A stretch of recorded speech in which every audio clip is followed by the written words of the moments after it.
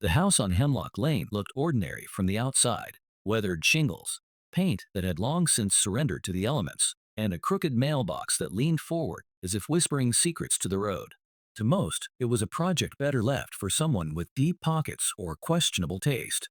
But to Alex Monroe, it was a lifeline, a place to start over, a second chance, even if it came with splintered floorboards and a haunting silence that pressed on the walls like a held breath.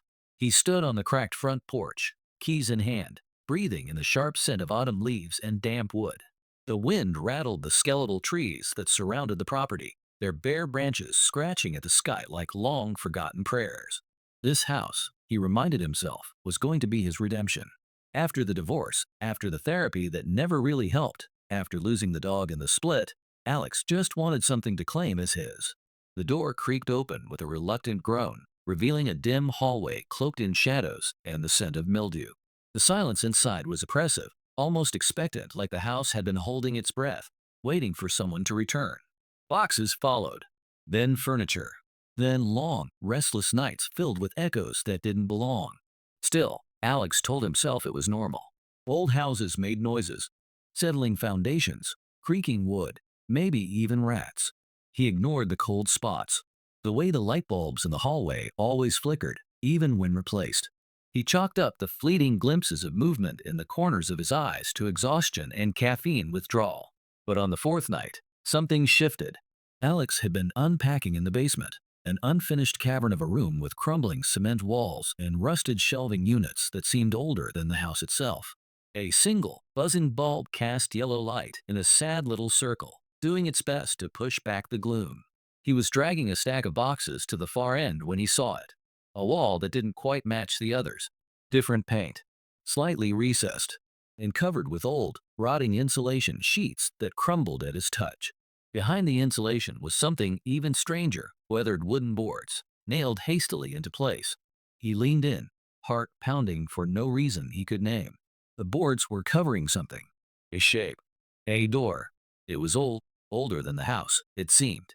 Carved with symbols he couldn't place. The doorknob was cold, too cold, unnaturally so, and sealed with a rusted iron padlock, like something meant not just to stay shut, but to be kept shut. Alex didn't know why, but as he stared at that door, a chill climbed up his spine like a whisper. He couldn't move, couldn't speak. For a brief, breathless moment, the air seemed to thicken, and the basement grew still, unnaturally still. Then the bulb above him popped. Darkness swallowed him whole. And from the other side of the door, something moved. The next morning, sunlight streamed through the kitchen window, warming Alex's hands as he clutched a chipped mug of coffee. He hadn't slept. Not really. After the light went out in the basement, he bolted upstairs like a child fleeing a nightmare.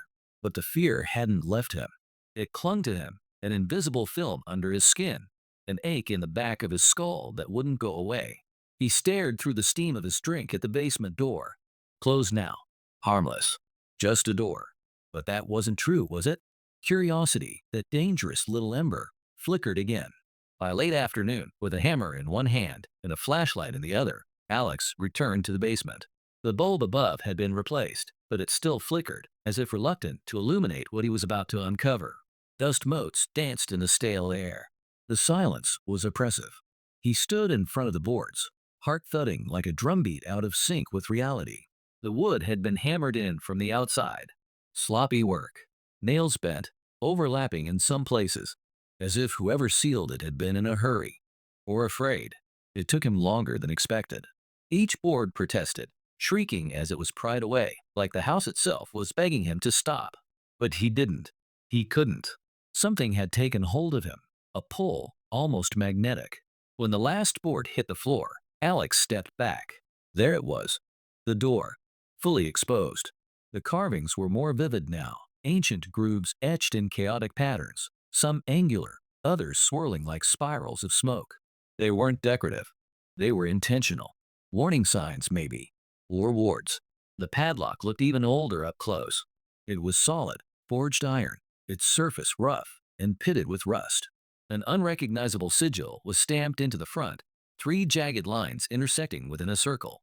It hummed faintly when he touched it, sending a small jolt into his fingertips. Alex recoiled. He should have walked away, but instead, He went upstairs, rummaged through his toolbox, and returned with bolt cutters. The moment the blades bit into the metal, something shifted in the basement. A draft rose, though no windows were open. The smell of the room changed, something like old earth, damp stone, and something metallic. Blood, maybe. The padlock snapped open with a reluctant clink. He paused. The door loomed before him, heavier than it looked. The carvings almost seemed to writhe in the dim light. Alex pressed his hand to the wood. It was cold, almost wet. His breath fogged in front of him. Then, slowly, he turned the knob. It creaked open with a sound that echoed far longer than it should have. Behind it, darkness. No ordinary dark.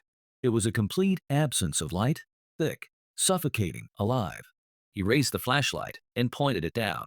The beam revealed a spiraling staircase made of slick, moss-covered stone. It descended far, far deeper than any blueprint of the house would allow. The walls narrowed, curving down into an impossible blackness. Alex's mouth went dry. Some part of him, deep, animal, primal, screamed at him to run. Seal the door. Leave. Burn the house down, even. But he didn't. He stared into the void and whispered to himself. Just a quick look. Just a few steps. The flashlight flickered. Then he took the first step down. Each step Alex took seemed to echo longer than the last, bouncing off the damp stone walls and returning distorted, as if mimicking him with just a breath of delay. The spiral staircase groaned beneath his weight, stones slick with age and moisture. His flashlight beam jittered as his grip tightened, his knuckles bone white. The air was colder here, unnaturally so, pulling goosebumps to his arms and fogging his breath in short, nervous puffs. He had counted 20 steps before he realized the door above was gone. Not just out of view, gone. When he looked up, there was only darkness. No light leaked in from the basement. No sliver of the world he had left behind. The shadows above pressed in as heavily as those below. Still, he descended. The spiral seemed to stretch and contort with every turn. The walls narrowed, but the ceiling began to rise. Space shifted subtly, impossibly, like he was no longer bound by the architecture of the house. Time, too, felt strange, either moving too fast or not at all. He could no longer tell how long he had been walking. 5 minutes? 20? Then his foot touched solid ground. He was in a chamber. Circular. Ancient. Its walls were carved with the same runes as the door, only here they pulsed faintly, as though they responded to his presence. The floor was damp stone, and in the center of the room stood a pillar of mirrors, each one stacked and angled oddly, reflecting not his body, but versions of him, slightly wrong. In one, he was staring back with hollow eyes. In another, he looked older, gaunt, his face twitching in ways he couldn't replicate. And in the largest mirror, he wasn't there at all. Alex stumbled back, heart jackhammering in his chest. The flashlight's beam swung across the room, catching on something else, something that had been watching. A figure, not fully formed, like a man made from smoke and glinting shards of glass. Its head twitched, snapping to the side in jerks, as if trying to process him. There were no eyes, no mouth, just a black void where a face should be. Then it took a step forward. Alex ran. He didn't remember choosing to, or turning, or even how his legs moved. One moment he was staring at the thing, and the next he was bounding up the stairs 2 at a time, the flashlight flickering violently in his shaking hand. Behind him, no footsteps, but the air screamed. A pressure built in his ears, the sound of something ancient moving through space, dragging 1,000 broken voices behind it.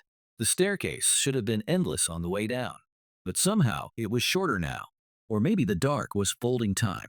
Either way, the door appeared above him like a hole in the world. He hurled himself through it, and the door slammed shut behind him. No push, no gust of wind, just a final, deafening slam like a judge's gavel. The air shifted back to normal. The light bulb above him returned to its dull glow. Alex fell to the floor, panting, shaking, coated in cold sweat. He stared at the door, and for just a second, the carvings pulsed. The door stayed shut for days. Alex didn't touch it, didn't go near it. He tried to convince himself it had all been a stress-induced hallucination, a manifestation of trauma from the divorce, the move, the isolation, maybe even mold in the basement, messing with his brain. That explanation worked for a little while, until the mirrors began lying. It started small. Harmless. He'd walk past the bathroom mirror and catch a glimpse of his reflection, blinking half a beat too late. At first, he thought he was imagining it, but then he tested it. He stared, unmoving, for several minutes. And then the reflection smiled. He hadn't. Alex stumbled back, heart pounding so hard he thought it might burst through his chest. The mirror now showed nothing but his stunned, pale face. It dared him to accuse it of wrongdoing. That night, he covered every mirror in the house. Even his phone screen made him uneasy. When it locked and reflected his face back at him, sometimes the shadows under his eyes looked deeper, or wrong, as if there was someone else behind the skin, watching, waiting. And then came the whispers. They arrived in the early hours, just before dawn. A soft, rustling voice, impossible to trace. It didn't come from the basement. It came from the walls, from the corners of the ceiling, from inside his head. At first, it was a whisper he couldn't make out. Then words began to take shape. You opened it. It remembers you. You are the door. Alex began sleeping with the lights on, what little sleep he could manage.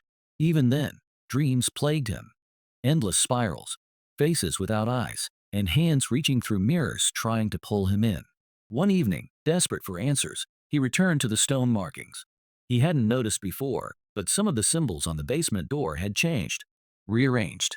Carvings had extended, faintly etched in new patterns, almost like they'd grown. It was alive.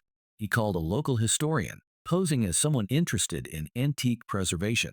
When Alex described the sigils, the man went silent for a long time. You need to leave, the man finally said. Not the house. The town. Why?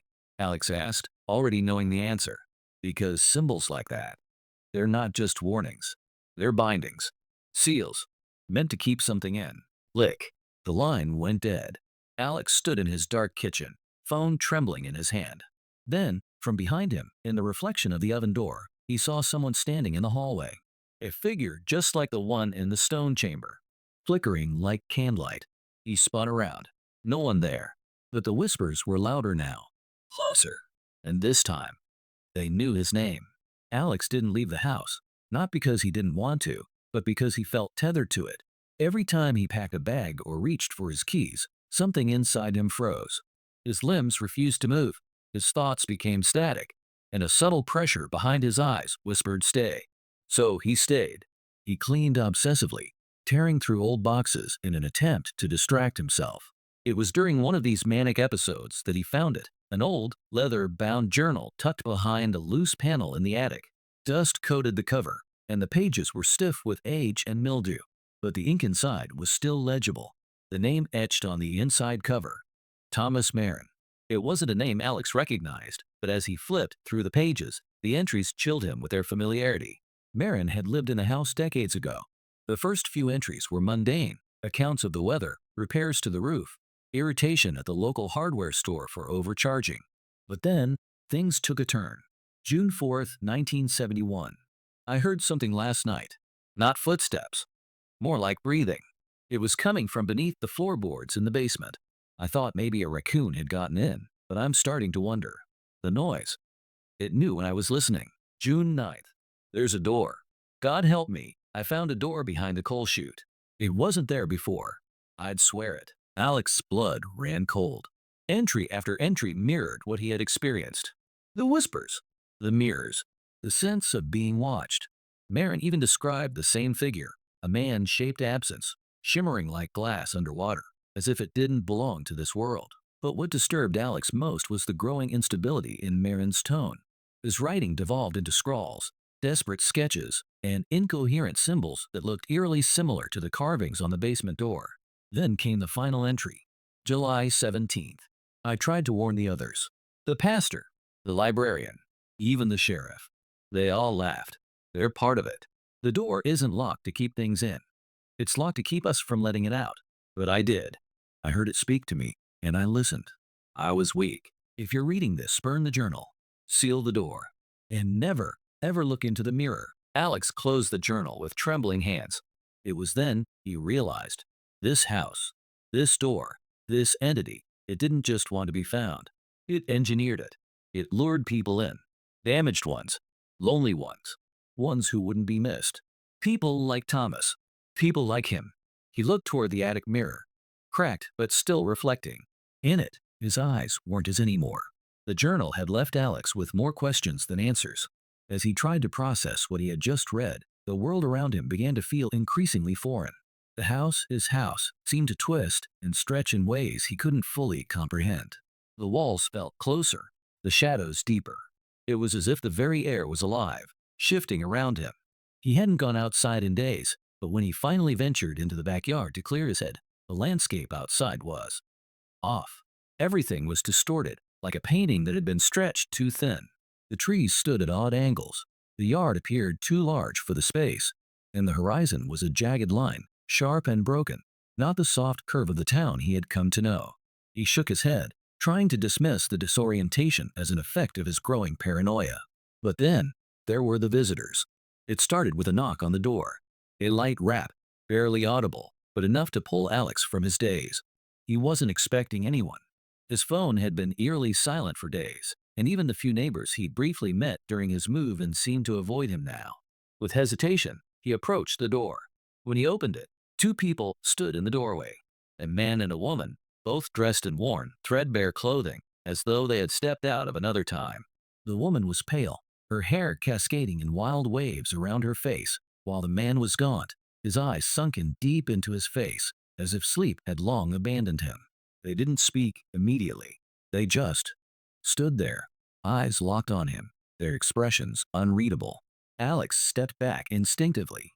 His heart skipped. Something about them felt wrong, like they were both too familiar and completely foreign. "Can we come in?" the man asked, his voice low, almost rasping. Alex opened his mouth to refuse, but then the words died on his tongue. His vision blurred for a moment. Just a moment, but it was enough for the world around him to change. For a heartbeat, the house didn't look like his. It looked older, worn down, the walls yellowed and peeling. The furniture was unfamiliar, as if it had been passed down through generations. The man and woman remained standing in the doorway, but now they seemed to belong there. They seemed as though they had always been there, just waiting for him. "No," he finally managed to say, his voice cracking. "You need to leave." The woman's lips curled into a faint, almost imperceptible smile. "We're not here to hurt you, Alex. We're here to help." Help. The word bounced around in his skull, like it didn't belong. He didn't know what they were or why they were here, but the feeling, the presence of them sent an overwhelming wave of dread coursing through him. "You know about the door, don't you?" the woman said softly, her eyes never leaving his. Alex froze. His heart stuttered in his chest. How could they know?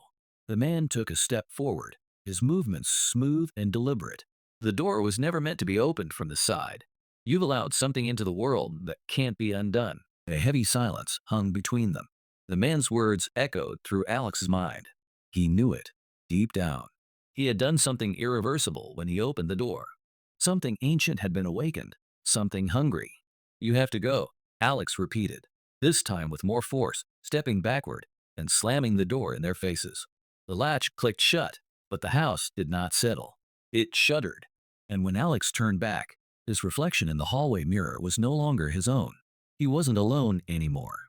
The woman from the doorway stood behind him, her expression unreadable, her fingers brushing lightly against his shoulder. The man was standing beside her, his presence like a weight on Alex's chest. Neither of them moved, but Alex could feel their coldness radiating, pressing against his skin. His heart raced. He spun around, but they weren't there. Only his reflection, unchanged. Only the faint sound of breathing, not his own, echoing in his ears. "Who are you?" Alex whispered, but his voice seemed muffled, as though the air around him had thickened. The woman's voice, soft and chilling, came from behind him again. "You've seen us, Alex, but you're not the first. And you won't be the last." The world tilted sideways. His vision blurred again, this time longer, and when it cleared, he was no longer standing in his hallway. He was back in the stone chamber from the basement, staring at the mirrors. But this time, the mirrors reflected something different, something worse. Alex saw himself, but it wasn't just him. There were others. Shadows, crawling out from his own reflection. Figures distorted and malformed, like they had been trapped within the glass, now leaking through, one by one. The chamber was filling up. The walls seemed to breathe with them. And one of them, the figure, was looking directly at him. "Help us," It whispered, its voice like crackling glass. "You've opened the door. Now you must open the way." House had changed. Alex had always known something was off, but it wasn't until that moment, the moment he saw the figures in the mirror, that the full weight of what he had done crashed into him. It was as if a veil had been lifted from his eyes, and now everything around him felt distorted, wrong. The walls seemed to pulse with life, the air thick with a hum he couldn't explain. The house was no longer a place he lived, it was a borderland, a boundary, the thin place. He could feel it now, the strange, magnetic pull from below, deep beneath the floorboards, deep beneath the stone walls. The door he had opened wasn't just an entrance to the basement. It was an entrance to something else, a tear in reality itself. He was standing on the edge of two worlds, one familiar, one alien, both pressing against each other. It had been there for so long, buried beneath layers of dust, forgotten history, and protective seals. The cult had known, but they had been too afraid to face what they had unleashed, too terrified of the being that whispered from the other side. The thin place was never meant to be crossed. It was not just a portal, it was a rupture in the fabric of everything. And Alex had opened it. He could still hear their voices, those hollow whispers that had begun when he first stepped through the door. They didn't come from the house. They didn't come from the walls. They came from the air itself, swirling around him, pressing in on his mind. They weren't speaking to him. They were speaking through him. The mirrors were the worst. Every time he looked into one, the reflection shifted. At first, it was subtle, just a shadow flickering in the corner of his eye, a face that didn't quite match his own. But now, the mirrors had become windows. Windows to the other side. The figures, those grotesque, shifting shadows, were no longer confined to the glass. They reached out, touched him, their icy fingers trailing down his skin, leaving a mark that wouldn't wash off. Alex had tried to destroy them. He had thrown them into the street, smashed the glass with a hammer, burned the remnants. But it never worked. The mirrors reappeared, always in the same places, always waiting for him to look. He had to leave. He knew it now.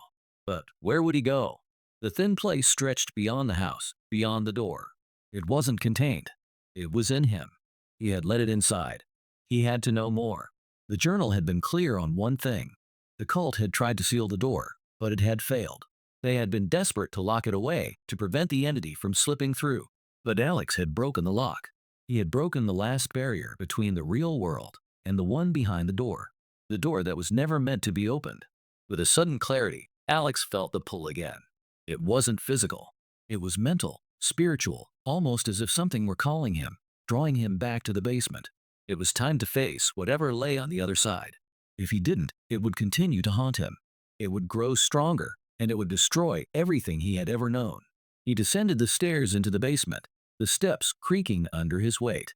The house groaned beneath him, as though it were alive and aware of his every movement. The air grew colder the closer he got to the door. The basement felt like a tomb, suffocating in its stillness. And yet, the air thrummed with energy. Something was waiting. The door was the same as it had been when he first saw it. The heavy wooden surface, dark and foreboding. The twisted lock that now hung uselessly by a single hinge. The markings on it glowed faintly in the dim light, pulsing with an almost rhythmic pattern, as if alive. The door had to be sealed again, but Alex wasn't sure how. He didn't know if he had the strength to do it. His hand hovered over the door's surface, the cold wood sending a shock up his arm. He could feel the presence on the other side, a weight pressing against him. He could hear it now, louder, clearer. The whispers, "Let us out." His heart raced. His breath quickened. The world seemed to sway around him, and for a moment he thought he could see beyond the door. The world beyond the thin place, with its alien landscape and writhing shadows, with eyes, countless, shifting eyes, staring at him, judging him. He couldn't hold his hand there any longer. He pulled it away, staggering back. The door swung open by itself. It wasn't supposed to open. The lock had been broken, the key lost, but it had opened. And what lay beyond was far worse than anything Alex could have imagined. The room beyond the door wasn't a room at all. It was a void, a swirling abyss of shifting light and shadow. There was no ground, no walls, no ceiling, just a cold, infinite space that seemed to pull at his very essence. The whispers grew louder, more insistent. Alex could feel the fabric of reality itself warping, bending around the doorway. And then, from the darkness, A figure stepped forward. It wasn't human. It was something else entirely, something vast and incomprehensible, a creature that moved between the spaces of time and consciousness. Its body was made of shifting shadows and crackling light, its form ever-changing, impossible to define. But its eyes were human. They were Alex's. In an instant, the creature's form dissolved into the darkness, and everything stopped. Alex was no longer in the basement. He was standing in the center of the void, surrounded by infinite darkness. The whispers faded, replaced by a terrible silence. He wasn't sure how long he stood there, lost in the abyss. Time had no meaning anymore. And then, the creature's voice broke the silence. You open the door. Now you are the door.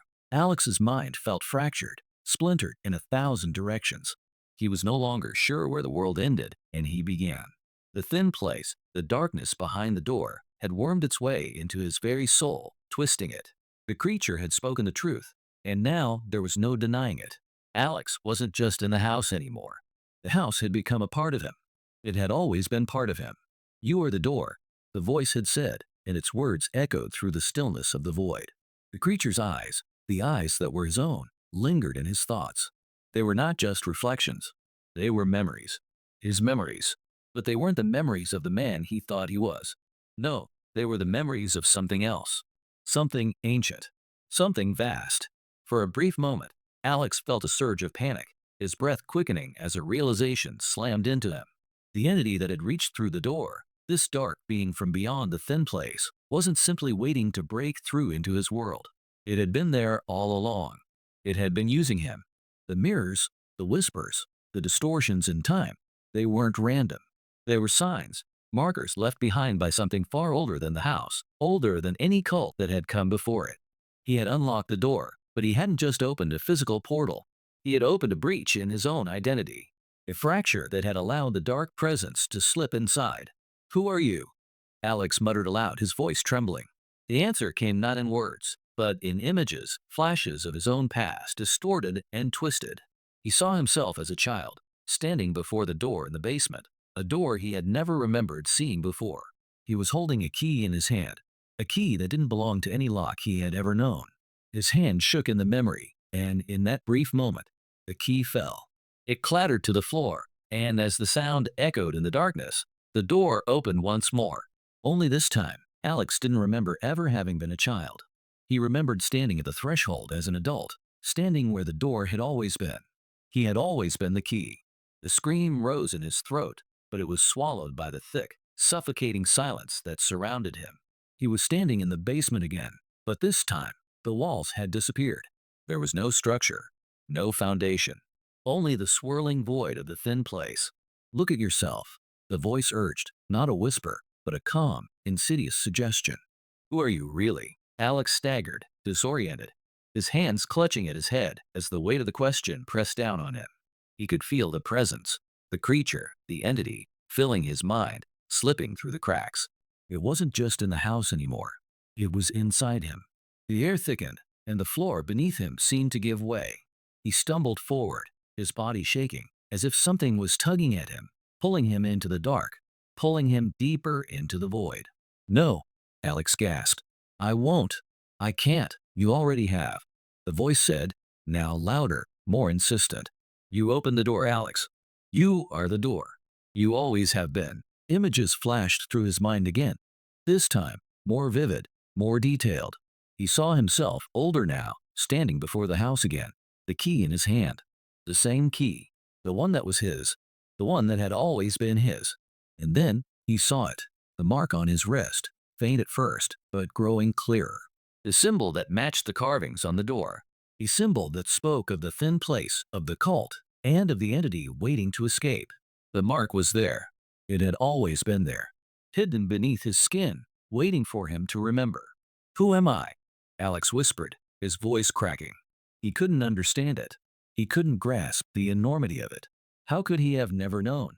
The truth settled over him like a cold shroud, suffocating him. He wasn't just some man, some random person who had stumbled into the wrong house. He was chosen.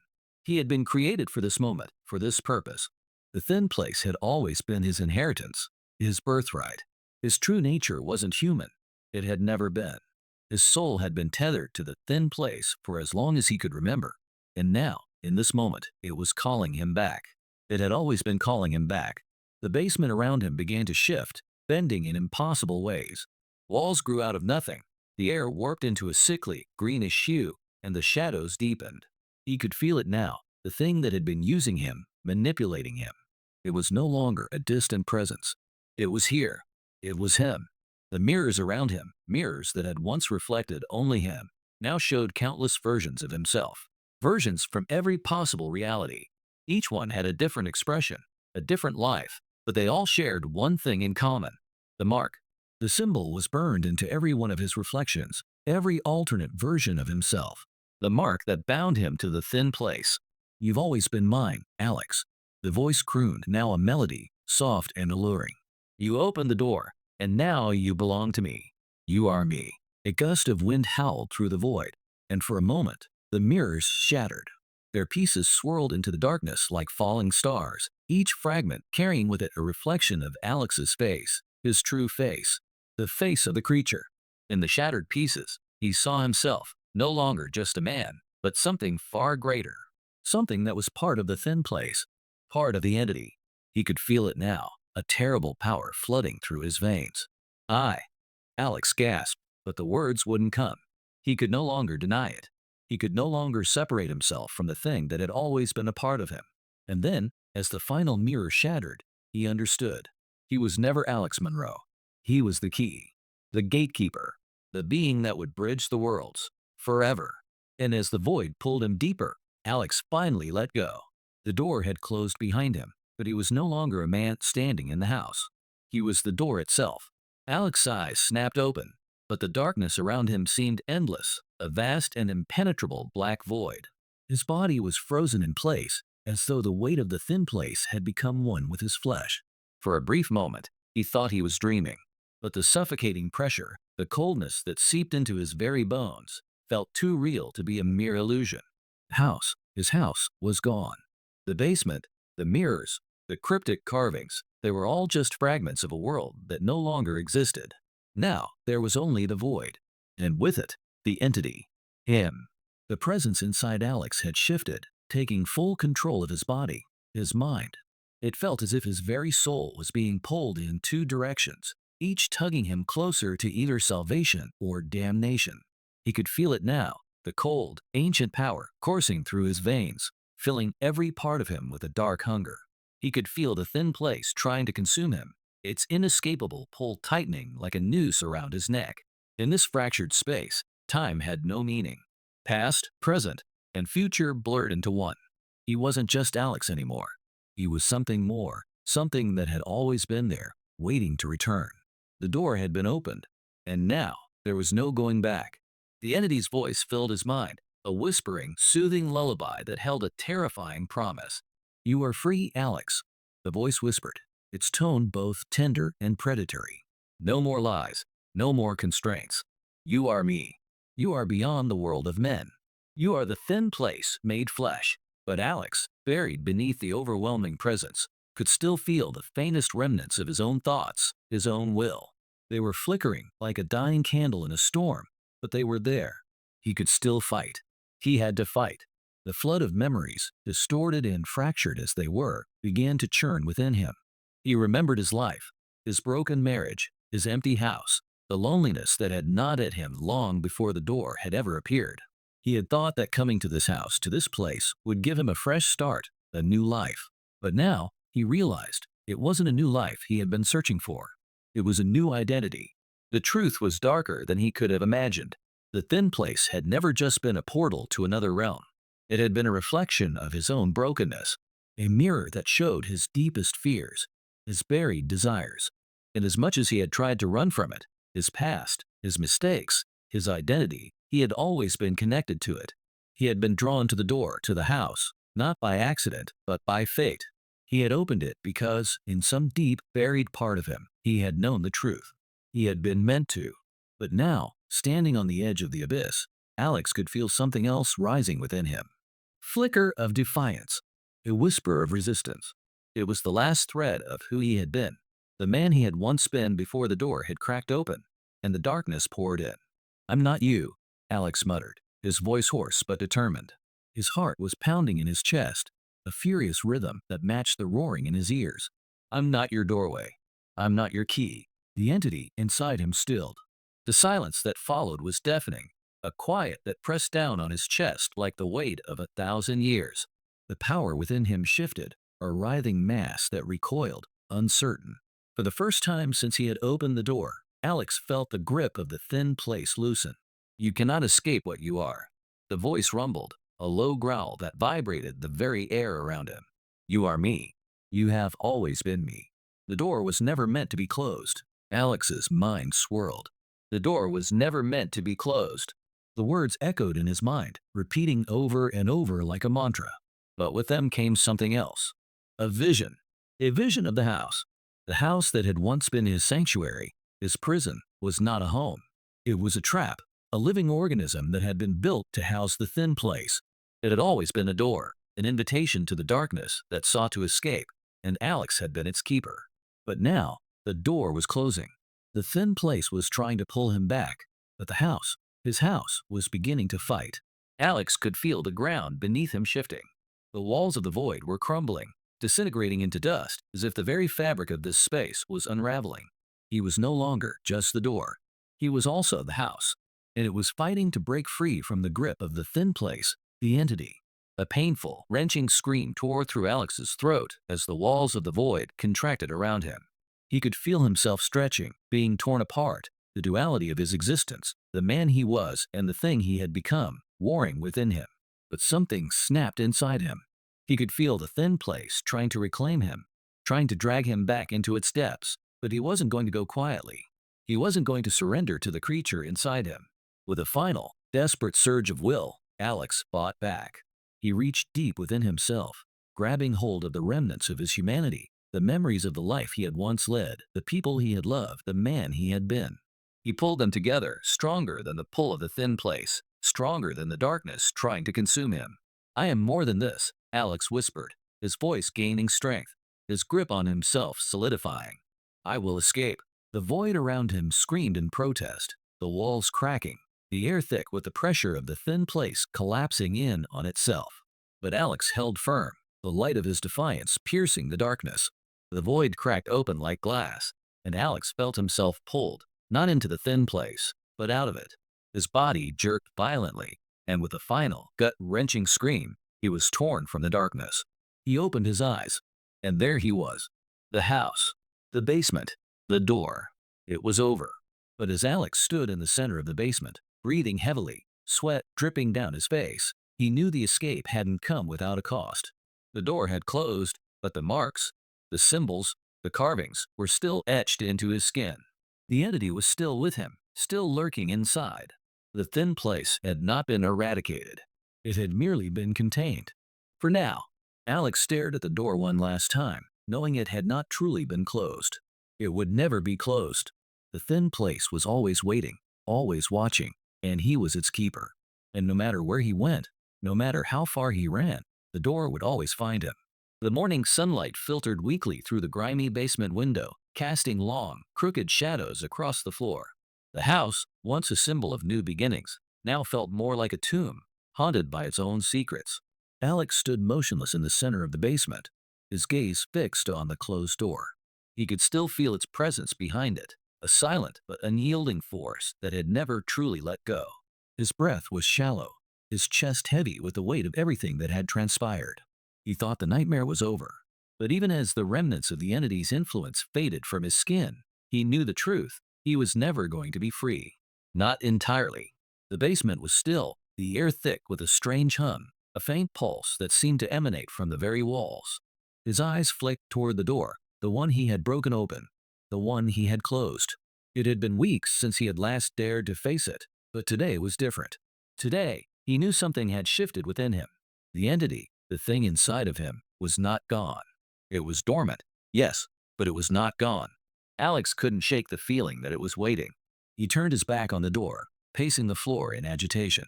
He had tried to resume his life, to reclaim the fragments of his past, but it felt impossible. The scars, both physical and mental, ran deeper than he had ever anticipated. He saw the world differently now. Every shadow, every reflection in a mirror, every whisper of the wind seemed to carry with it a reminder that the thin place was still out there, lurking, never fully gone. His thoughts drifted back to the entity. Its presence inside of him had been more than just a possession. It had been a part of him, a reflection of his deepest fears, his darkest desires. It had used him, manipulated him, and yet a strange part of him almost missed it. The power, the certainty, the feeling that he was part of something far greater than his broken self. A soft creak echoed from the corner of the basement, pulling him from his spiraling thoughts. His eyes darted to the source of the sound, but there was nothing there, just the shadows. It was then that he realized the house had never stopped changing. The house had always been a part of the thin place. It wasn't just a structure. It was a manifestation of the thing that had been waiting to escape. And now, with his presence, it had grown. The walls whispered, the mirrors flickered with alternate realities, and the air was thick with the scent of decay, of things that were better left forgotten. Alex's pulse quickened, and for the first time in what felt like forever, he allowed himself to look closely at the door. The symbols carved into it seemed to pulse with a faint, otherworldly light. It was as though they were calling to him, beckoning him to open it again, to finish what he had started. But he had already been down that path. He had already seen the horrors the door could unleash. He took a step toward it, then paused, his hand hovering inches above the doorknob. He could feel it again, the presence, the weight of the entity pressing down on him, whispering in his ear, urging him to open the door. "Come closer," it murmured. "You know what I want. You know what you want." No, Alex thought, clenching his fist at his sides. "I'm not you. I'm not part of this." But even as he thought the words, he knew they were a lie. The door wasn't just something that could be opened or closed. It was a door to his own soul, to the darkness that had always been a part of him. It was a mirror, a reflection of the self he had spent so long running from. The air in the basement grew colder, and for a moment, Alex felt like he was losing his grip on reality. Time seemed to slow, and the walls of the room began to warp and shift. The space around him felt fluid, bending, twisting, as though it were being shaped by the thin place itself. And there, standing at the edge of the door, he knew this was no longer just about the entity. This was about him. Who am I without the door? Without the entity? His thoughts swirled with the image of the mirror in the chamber below the basement, the reflection that had not been his own but had somehow been more him than anything else. He wasn't sure anymore which side of the door he belonged to. But then, just as quickly as the madness had overtaken him, a calm settled over Alex, as if a light had pierced through the fog in his mind. He understood, suddenly, with terrifying clarity, that this was his final choice. The entity had been right all along. He had been its doorway, its escape. But now, the door was closed. The thin place could no longer reach him through it, but only if he chose to leave it that way. Alex's hand fell from the door, and he took a step back.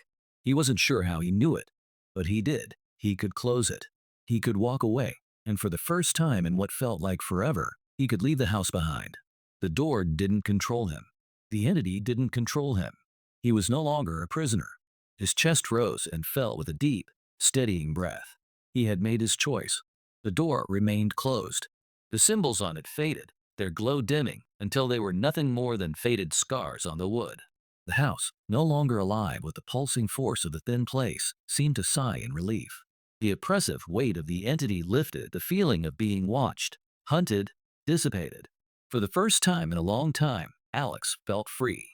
But even as he moved toward the stairs, toward the light of the outside world, something at the back of his mind stirred, a nagging thought, a whisper of doubt. The door may have been closed, but nothing that had happened to him could ever be truly erased. The thin place had been a part of him, and it always would be. As Alex stepped into the daylight, the door still standing silently behind him, he knew one thing for certain. The escape hadn't been a victory. It had been a decision. And now, with the door sealed and the thin place left behind, he had only one question left to answer. What now?